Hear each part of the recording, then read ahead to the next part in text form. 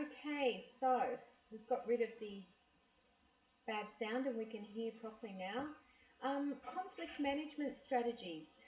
Um, the conflict management styles and sort of strategies that are taught are 5 different styles in relation to perhaps, I guess the concern for others, we can look at it as being.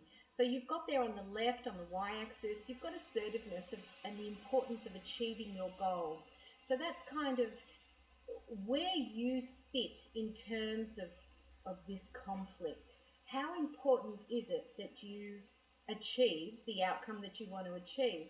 And then on the bottom there, it's kind of about your concern, for the other people in terms of how important is it for you to maintain or enhance the relationship with the person with whom you're having this conflict. And so you look right down here at low, in which it's not that important for you to achieve your goal, but it's also not that important for you to kind of encourage a relationship between you or anything. So that quadrant is about avoidance. You're sort of going to tend to avoid the conflict altogether. As the importance increases,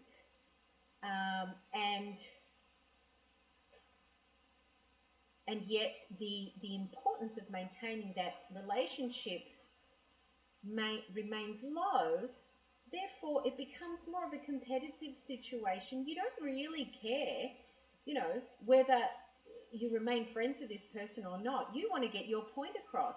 It's very important that this person hears you or that is aware of the conflicting opinion that you have, and so a competition situation is set up.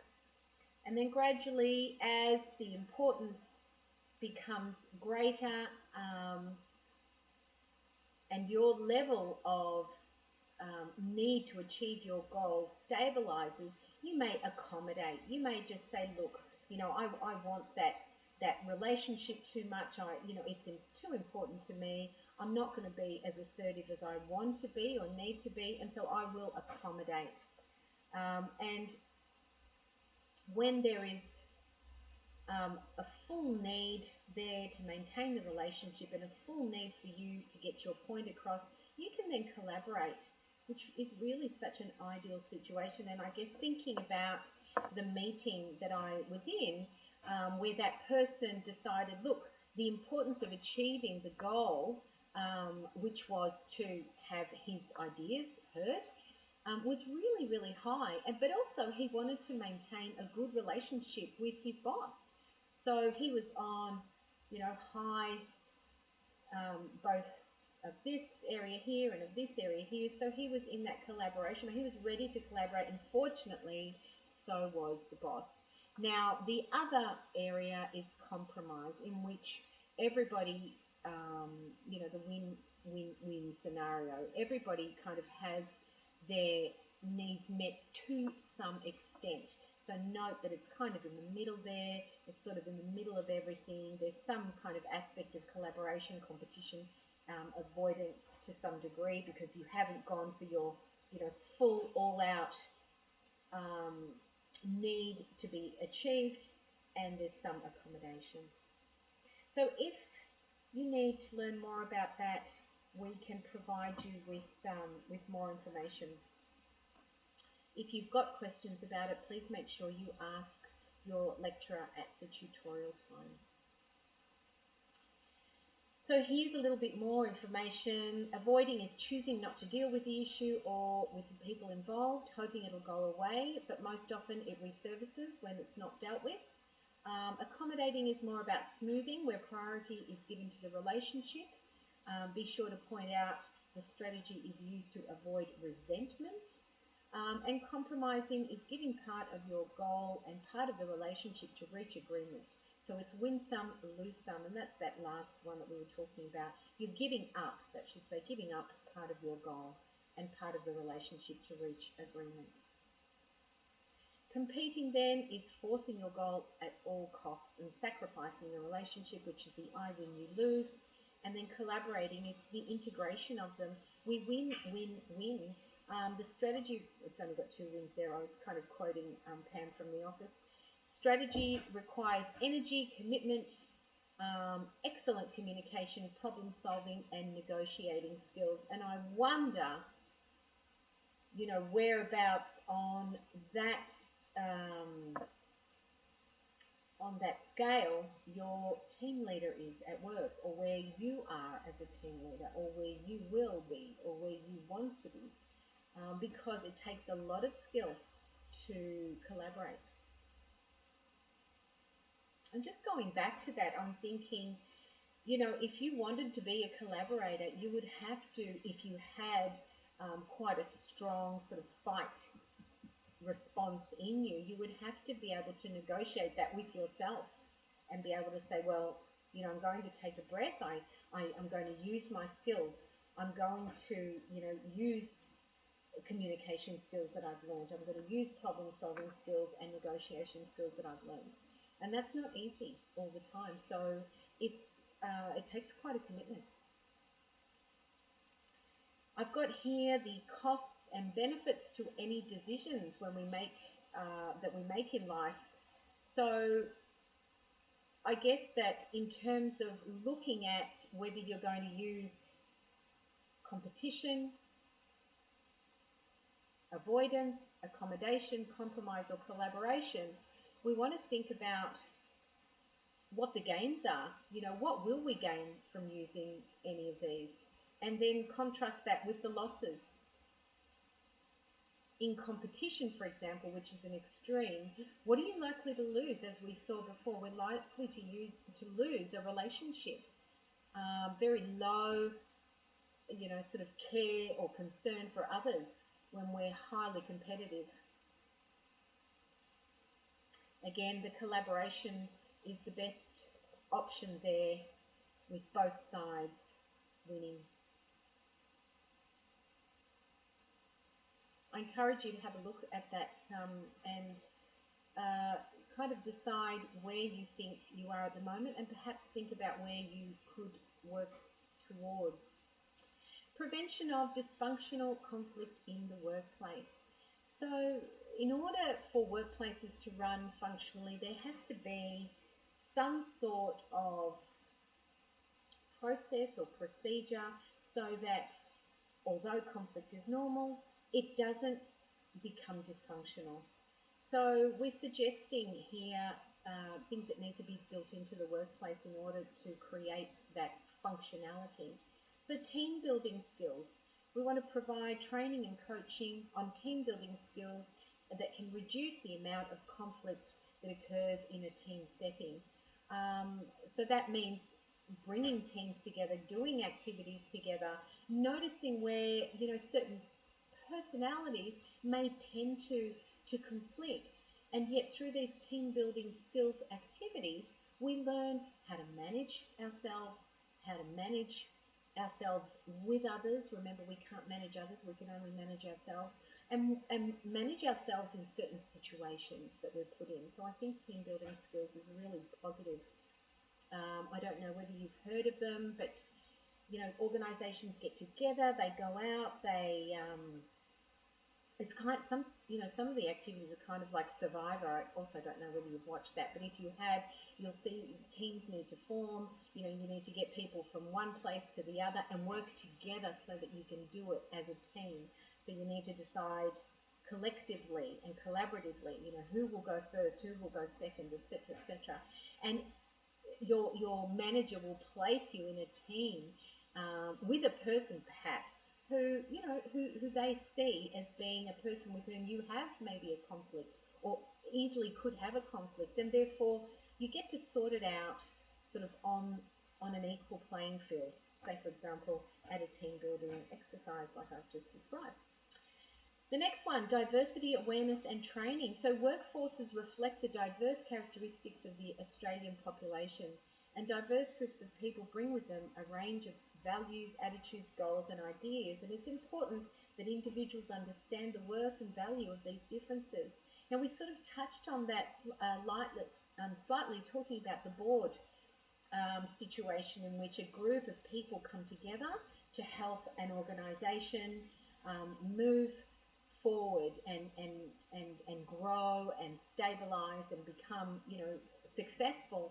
And in order to do that, we have a diverse team. And so within an organisation or any team, diversity awareness is important. So we understand, accept, acknowledge and value the different experiences each person brings. Open communication is fundamental, and we're learning, you're learning communication right now. Wherever you go, hopefully within that workplace, you will take with you the ability to communicate openly and effectively. You go in with non-judgment. You are able to put across your point of view, but most importantly, you're able to listen. You're able to become informed. It says here, by exchanging information freely and keeping people informed, companies find they're able to reduce some of the conflicts that arise from lack of communication, which, by the way, is really typical of a company and an organisation. The lack of communication. The communication channels are often seen as not as important, say, as the sales channel. Think about where you work at the moment. What are they focused on? What's their main thing? It's the customer, presumably. It'll be the sales or the work that needs to get done. Now think about their communication channel. How do you find things out? Is it a well-written email sent out to everyone and then a follow-up phone call? Is it you heard from someone who you work with? How do you find out? More often than not, in small organisations, it's word of mouth, and that is often not effective. So having that open communication and a dedicated communication channel is really important to prevent dysfunction. Conflict management training. Now, this is some of the most basic, most important training that any management team should do, but actually the whole organisation should have it. It's pretty much what we're talking about now. It's not just learning your own style, but learning a how-to style, or how to engage in different styles. Kind of referring back to that little clip we saw at the beginning. Many companies have discovered the benefits of providing their employees with training in dealing effectively in conflict. I guess what that little clip was saying was, it's not easy. What is the win-win-win? It's kind of bizarre. I think they ended up with someone being able to have, Angela being able to have the picture up 2 days a week, which is sort of strange and really weird. But it seems to be that they all compromised in that situation, which is not ideal. So communication. What are some other elements that we need to make sure that we use when we're using assertive communication style? So that is, assertive is the most ideal communication style in the workplace. And here is a list of elements of assertive communication style. Using eye language and paying attention to non-verbal cues. What does that really mean? So imagine yourself in a situation with a colleague and they've really upset you. And you're really focusing on what a pain they are and how lacking in communication they are and how they should have done a better job and how they are really the owner of this problem. So what assertive communication skills wants you to recognize is that when you communicate in a defensive way, in other words, not my fault, it's your fault, it's what you did, you're the problem, you use a lot of you statements and a lot of attacking, and that is not functional. It just doesn't lead to good outcomes. The better option is to use I language, right? So I was hurt when you said this particular thing to me. I was not able to complete my work when this and this and this happened. So you're using perspective I, you're using your own perspective to illustrate to the person with whom you're having this conversation that something is going on. You're not attacking, you're not being defensive, you're actually being quite open and vulnerable. And if I think back to that meeting that I talked about earlier on, that is exactly the way in which he illustrated his points. He said, I am going to be severely handicapped by the things that you're putting into place. And he was talking to the boss. So using eye language is really important. And the non-verbal cues, you don't want to be doing this. You don't want to be doing the pointing. I hope that's coming out, in the little thing of myself down there, because I can't see it. But you want to be showing to have a calm and open and vulnerable, really, stance, because you're not trying to get them to be defensive either. You want to be as calm and open as you can while stating your I statement, and then hopefully they'll engage in a way that's productive and not dysfunctional. Let's have a look at the rest. Establish and focus on the problem, not emotion or people. I think we've covered that by using I language. We focus on ourselves and not the emotion of it, but the actual facts, the what and the how. Remain calm and avoid responding emotionally. Avoid placating or speaking too slowly. So when I speak like this, don't you understand what I'm trying to say? Can you feel the condescension? Can you feel how irritating that could be? So speaking as though we were, speaking to an equal in an assertive way is the best. State the facts about the situation. Don't evaluate or judge. There'll be no whys. There'll be just hows and whats. This happened, that happened, this is how it made me feel, this is what happened next. Or how it made, or I actually think it's okay to say how it made you feel because of that vulnerability, but there's no need to say that's how it made me feel and I was depressed and I was, so I think that elaborating on the emotion is not effective. It can lead to the other person feeling responsible and defensive. So using facts avoids all that. Listen carefully and allow the person to finish each sentence, obviously. Don't butt in. Take responsibility for your feelings and actions. Be aware of non-verbal behaviours from yourself or others. State how problem affects you, not how you feel about the situation. Empathize, collaboration. I think that's emphasize. Collaboration, asking others to contribute throughout the discussion. Be mindful of perspectives and effectively communicate, and seek achievable solutions that require action within certain time frames. I think those last few ones about stating how the problem affects you and emphasizing collaboration and thinking about perspectives is kind of all about being on that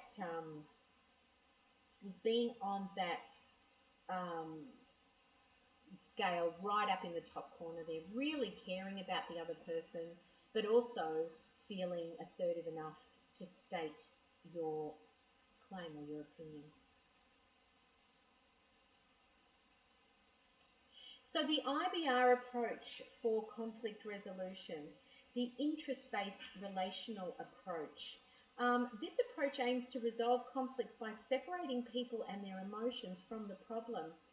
There are 6 steps, I'll go through them in a moment. The approach also focuses on building mutual respect and understanding, and it encourages you to resolve conflict in a united, cooperative way.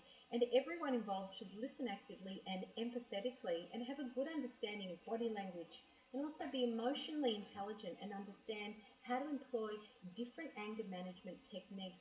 So really this approach comes from the point of view of we need to collaborate. We need to be our best selves when we approach this conflict. That final paragraph there talking about being emotionally intelligent and understanding how to employ different anger management techniques. I won't go into the anger management deeply, but I will touch on emotional intelligence. Now, emotional intelligence is a really big buzzword, or 2 big buzzwords, in communication, where what we're saying is we want to be aware of our own effect on others, the effect that we have on others. It's largely to do with self-awareness. What effect do I have on others when I speak?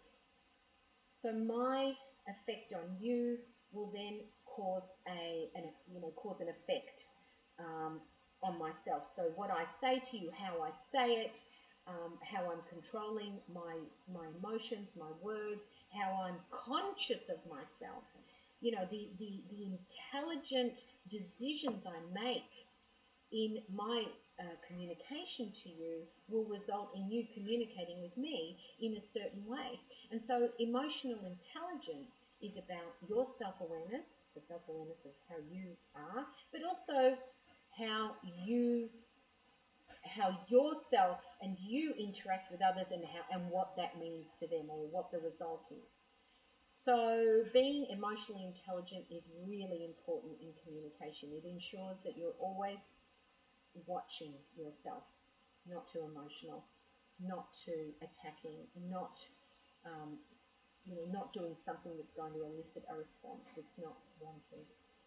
So the 6 steps of IBR approach are: number 1, make sure that good relationships are a priority.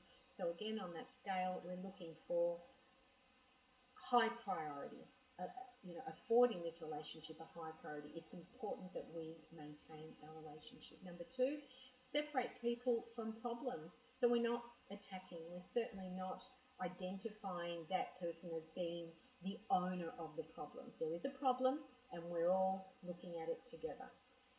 Listen carefully to different interests. So, that involves the collaboration part. Listen first, talk second. Um, you know, Honestly, that's one of the best pieces of advice just for anybody. Set out the facts, the what and the how, and then explore your options together. And this way, the IBR approach really is about looking at the problem as an entity, rather than, the result of someone doing something. So it's a very good approach. Okay, so this is the disputed poster. I think we've had enough, and I think we've come to the end. So I'm not going to play it again. I hope that you got something out of that. I certainly enjoyed giving that lecture to myself. It's so much more fun when I've got people to speak to, but that can't be the case in this instance. So here I am again. Hello. Revisit the lecture. Make sure you've made some notes.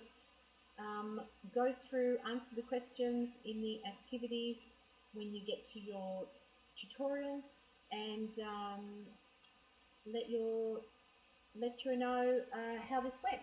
Okay, thanks, and I'll talk to you soon.